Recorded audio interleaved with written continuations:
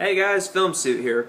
So I just got back from what is literally the most twisted movie of the year, and that is the independent film Killer Joe. Now, Killer Joe is from director William Friedkin, who is the director of classic movies such as The Exorcist and The French Connection and To Live and Die in L.A. And this one, well, he proves that he still is a master of craft. So, Killer Joe, it stars Matthew McConaughey, Emile Hirsch, Thomas Hayden Church, Gina Gershon, and Juno Temple. And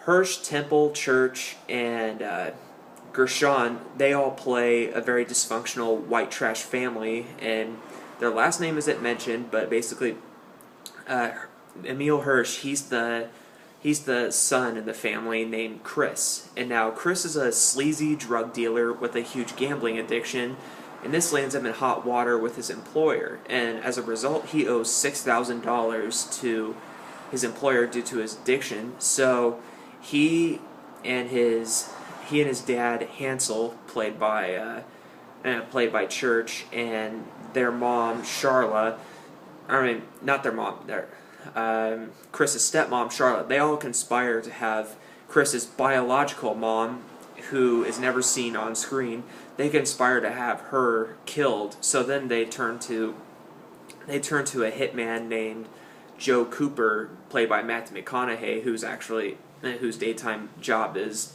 a homicide detective. They turn to Joe and ask him and hire him to kill Chris's mom so they can get the insurance money, which would allow Chris to pay off his gambling debts. However, since they can't afford the advance that Joe usually acquires for the job, Joe offers them an alternative: to date Temple's character Dottie, who happens to be Chris's younger and socially awkward sister.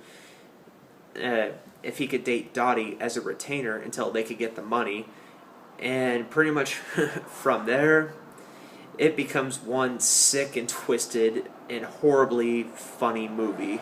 Like, this is one where, my gosh, let's see here. The entire theater, this is one where we were laughing, not because we found it funny. Actually, some scenes were pretty funny, I'm not gonna lie.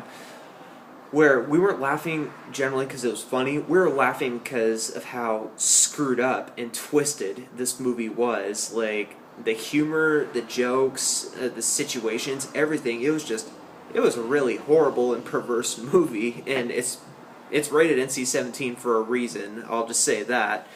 But yeah, but it is probably the most morbid or I should say the most morbidly fun movie I've seen all year. It's not for the faint of the heart, though, to say the least, but everyone's saying Matthew McConaughey deserves an Oscar for this movie.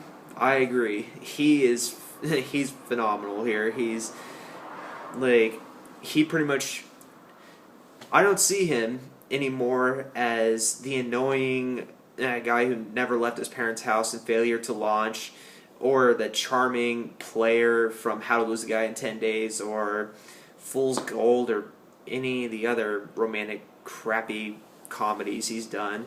No, I pretty much see him now as a very charming sociopath cop, and he's the third cop I've seen on camera this year who's just does not deserve to be a cop. I mean, where do they get these guys? I mean, Lawless, you had the very narcissistic and sadistic Guy Pearce as an FBI agent. You had Michael Shannon as a desperate cop with a gambling addiction in Premium Rush, and now you have Matthew McConaughey as like I said, just a manipulative and conniving and sort of pedophile-ish cop in Killer Joe. It's like, what is up with cops in movies these days?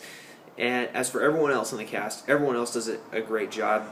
Gina Gershon is absolutely trashy in this movie. Like, this is probably her trashiest role to date, and if those people who saw Showgirls, if you thought she went all out in that in terms of showing herself, yeah, you're wrong in this movie, especially within the first minute or so. And let's see what else. Juno Temple. Oh, she's fearless in this movie. Like, she is another actress who goes all out, is not afraid to pull any punches. Like, pretty much after seeing this movie, I feel like that she's in here for the long run. And Thomas Hayden Church is wonderfully stupid as the dad. Oh my gosh, like, you look at him, you think, wow, you're just one pathetic, dumb bastard. But no, he's he's pretty awesome, and he does a good job as always. And Emil Hirsch, he's pathetic, and like he's absolutely unlikable. In fact, that's the thing. A majority of the characters in this movie are completely unlikable, whether it's because of their stupidity, their just how trashy they are, or just how charming, or just how not charming, how twisted they are in terms of violently or sexually. Like, there's not a single saint in this movie, but I will say there's something about them that makes them all likable. Like Emil Hirsch is likable just because, like, you know, he's the protagonist of the movie, and you're trying to see what he's going to do to get out of his gambling debt, even though he's a stupid kid who doesn't take responsibility. And boy, it backfires on him in the end, I'll say that. Yeah. And then just there's something likable about all these characters. Like I said, like Gina Gershon, even though she's incredibly just such a blankety blank in this movie, she's likable because she actually cares about Juno Temple's character and her well-being. And then you also feel sorry for her, what Matthew McConaughey subjects her to later in the movie, which, speaking of which, don't eat fried chicken before you see this movie, or after you see this movie, because honestly, I don't want to eat fried chicken anymore after watching this. But yeah, so there's that. And then Thomas Hayden Church, he's just likable because of how stupid and clueless he is. And then Matthew McConaughey, he's just, like I said, he's likable because you would think that for a role like this character, Joe Cooper, who's, like I said, a charming and sadistic and sociopathic, yet very polite hitman, you would think of, you would think of someone like, I don't know, whoever has been known to play a good bad guy over the years. You think of someone like Kevin Bacon or Brad Pitt, or Kevin Bacon or Brad Pitt or Christian Bale, or just someone who's a more serious actor to play this part successfully. But no, Matthew McConaughey, he's, like I said, he definitely surprised me as well as the rest of the audience in this movie. And the craft, oh my gosh, the craft behind this movie is incredible. Like, part of it is like the scenes where the characters are talking, because this movie's based on a play written by the screenwriter Tracy Letts. So part of this movie, it feels like a stage play just by the way the characters are talking and the way their verbal exchanges are, the way the movie's shot. It does feel exactly like a stage play.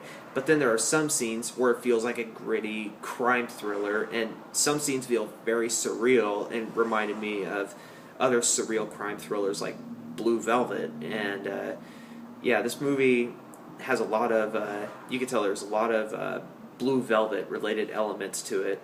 But yeah, but it's still confident enough to stand on its own as its own well-crafted and twisted thriller. And I give it a 4.5 out of 5. Tune in next weekend because, like I said, if you didn't see my Facebook post, I am low on money this weekend, so I won't be able to see The Master or Dread until next weekend. But next weekend, tune in for those reviews plus Looper. Alright, see you guys. Thanks for tuning in.